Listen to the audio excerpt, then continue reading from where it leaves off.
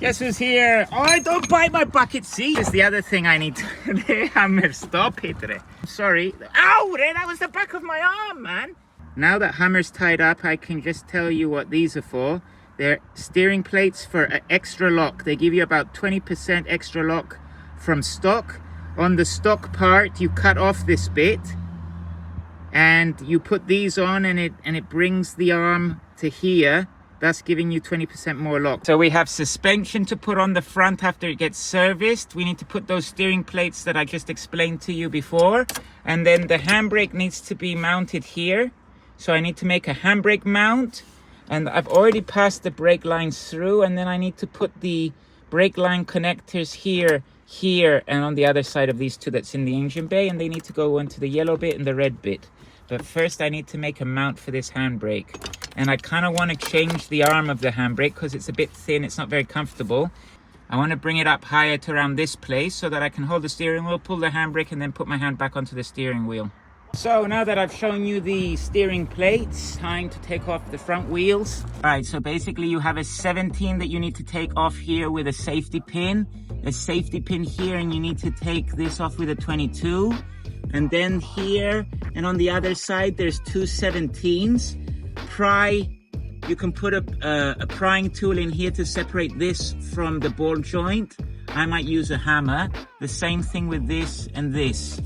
And we need to take this thing off, and we need to cut it right here and then put the steering plates on these two bolts. So on this side, it's a 19. So one of the sides has a wrong bolt. Throughout the build, I come to like bolts and stuff that I just cannot get off. I don't know the right way. And I have to call Mr.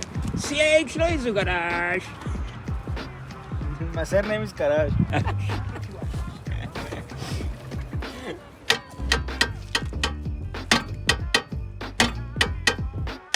All right, so I've taken off those two 17s right there, and we smashed the living daylight out of this thing to get it out. The ball joint came out, and we need to cut off basically this part right here. And then these steering plates sit on top, and these bits that stick out sit inside of these recess points there. All right, so that's both the ball joints out, and we're going to go cut off the piece that we need to cut off. Since I have all of this separate from the car, I've taken out the 17 here so that I can get the suspensions out, because the stock suspension, you need to release this arm to get it out. About to take off the 312s that are at the top and put out the suspension struts as well. And now the suspension is out, it's right there, and we can put in the newer suspension. Go in the garage and cut these bits off and sort out these steering plates. So I've checked the video on YouTube just in case I make a mistake, because I won't be able to come back from it. But we're going to cut right here after where the bolt passes through. We're going to cut right there so that then afterwards in the recessed bits, these bits fit in, and that goes there. I mean, it can't go on at the moment because of this curve. I need the angle grinder. So I've just popped to the DIY shop to get new bolts with locking nuts, and we're about to go put it on the car. All right, so we've got the new bolts in. I've put some Loctite and they're locking nuts. I've also done the same to the 17s at the back there. We've got Mr. Hammer with us today, but he's not bothering me for once. And now, you shouldn't let this hang like this like I have. All right, so I've got some bad news. I can't get the GS300 links at the end. There are none available in Cyprus, so I'm going to have to order them from eBay, and it's going to be 2 weeks for them to come. The unfortunate thing about living in Cyprus, some parts are not available in stock and you have to order, so we're going to have to wait until next week for this job to finish. The next day, I've come down to Modestu. He's a fellow drifter that has an A86, and today we're going to try and sort out my suspension. Vlad told me one of the suspensions at the front is leaking. We've got this special wrench. Yeah. Lock into these things here. We've taken off the locking nut, and we're going to loosen this so that we take the tension out of the spring. Exactly. Because normally you can get those things that hold down the spring and we take off the top nut, but I don't want to do it that way. We'll lay it down in order on the table, so now I have to put them back together again. Washer and a rubber grommet. Oh wow, the rust that fell out the bottom of that. Don't worry about it. When if Kenny, Oh, look at my face. you got oil shit. Maybe it's water. Because I did pressure wash them before. We need this special tool with the 4 There's a tool screws, for that. so you can unscrew it. And this is the Cyprus special tool. But I'm showing you that it does have the holes. Yeah, so like this, so you can So we need to get push. like just the top lip. If you guys can see, there's like it stops right there. On Modesto's shocks, it's an octagon shape, so it's easier to hold it with the vice grips or whatever these holders called. Oh, it's out. You ready? Oh wow, it's such a small little cylinder. Oh, it is dripping like crazy. That's it. You see the rust? Toyota. Oh, wow. Is that oil at the bottom? This is what he was asking. The guy, if you want to repair it. No. This is what he was asking. If this opens up from the bottom, it's repairable. Yeah, I think that's a mixture of Oil and water. oil and water. Let's see how much oil is actually in this thing. Yeah, I'll go slowly. Oh wow, that's quite a lot. So on this shock, we're going to do it the other way with these tools here. We've taken this one off, but this one here is like either it's rusted to the shock. The threads must be full of rust and it's not letting it turn. So we're going to put these 2 clamps on. We're going to compress the spring a bit, take the tension out of it, and then we'll just pop off the top and the top plate, and then we'll check if this one is leaking.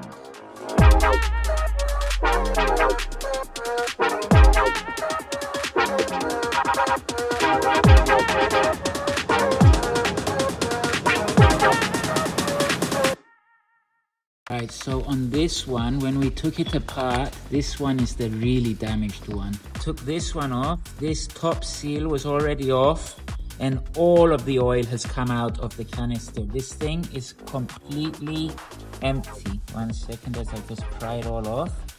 And you can see that this must be some sort of washer or type of seal has just snapped.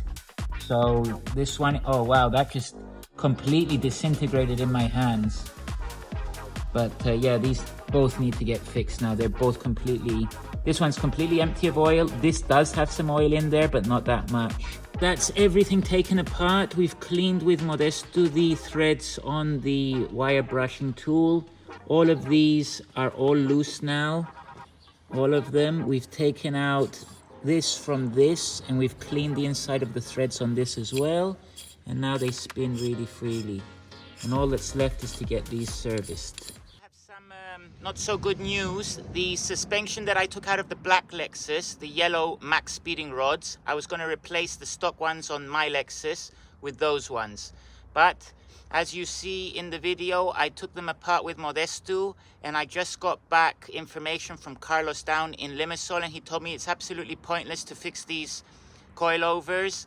They're far too expensive to build the parts, and it's just no point rebuilding them because they're so cheap.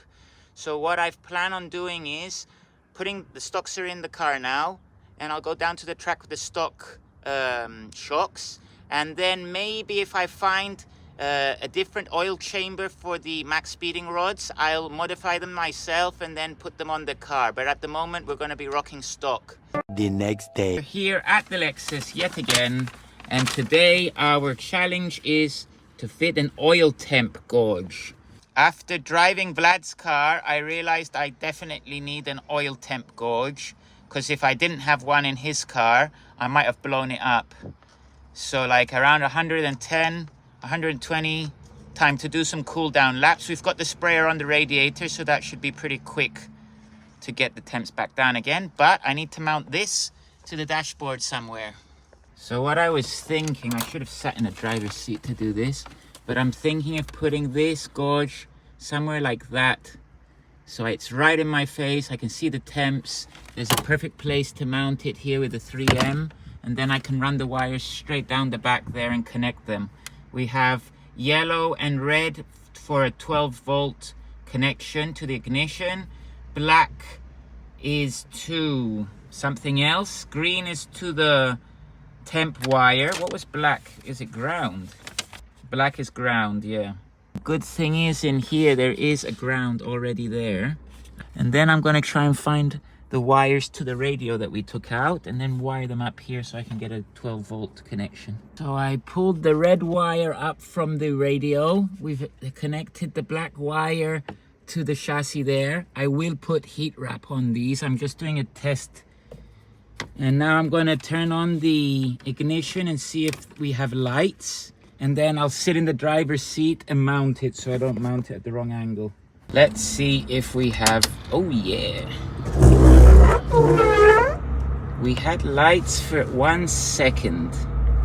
I've done something wrong. Ah, we have lights. Why is it changing color like that? The dial was turned a bit so that the button wasn't straight and it kept changing colors. Green. What stands out more? I would like turquoise, to be honest. Kind of like the purple a bit, but it doesn't really show here. I need to put it somewhere where... Because in Aachen it's so bright, you can't see anything. So it would be nice. I mean, I could mount it here. No, I don't really like it there. I don't like it. I like the cluster of the Lexus. It looks nice. Maybe I'll try and get it in this little thing. Alrighty, so the gauge is fitted. We've put heat shrink on the wires and we've put them down the back here. And now we need to run the wire into the engine bay and connect this thing. Blue is ground, white is to the sensor. So I've passed it through the same place that I've put the handbrake lines. This wire comes into the engine bay. It's connected to the white wire, which is the sensor, and the blue wire, I'm going to go get an extender now and make it a ground for the chassis. And then I need to find out where to put this switch so it reads oil temp. As for the oil temperature, we've got that running down to a sandwich plate in front of the oil filter, and the sensor just screws straight inside of there. So that's that job done. And now we go and finish the handbrake mount. I'm going to use the cardboard to make a template, and then I'm going to go next door. There's a place that cuts metal, and they're going to make me a handbrake mount. So this is the gear gaiter mount metal that straps that down. And it used to have these pieces of metal here that attach to the carpet. I've just chopped those off so I can use this. It's easier to work with, because before it was hard to fit it in there. And now I'm going to make the template. I do need to just tidy up the edges here, and I've left this extra piece here which I will want it to be metal, and then I'll put a box cut of metal on here, and then the handbrake will sit up in this position around about there. And then I'll change the pipe that I'm holding and make it a bit longer so it reaches up to the steering wheel. But so far I am happy with it. Come to this place that basically they make chimneys and stuff for fireplaces, but they also have this laser machine. And we've got Agis here just making the drawing on the computer, taking all his measurements, figuring out where the holes go, how big the holes need to be and everything like that. I have given him this template that you see there. And now we're just waiting for the machine to heat up so that we can cut our mount out of this piece of metal that's here, that's 4 millimeters thick. It should be thick enough for it not to flex.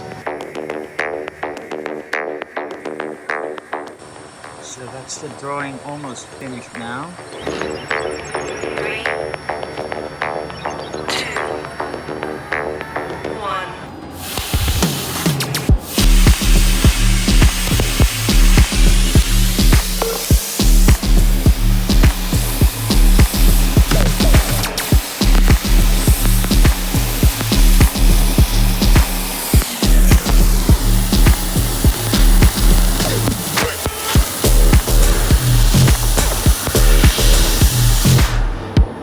Piece has been cut up and he's just cleaning up the edges.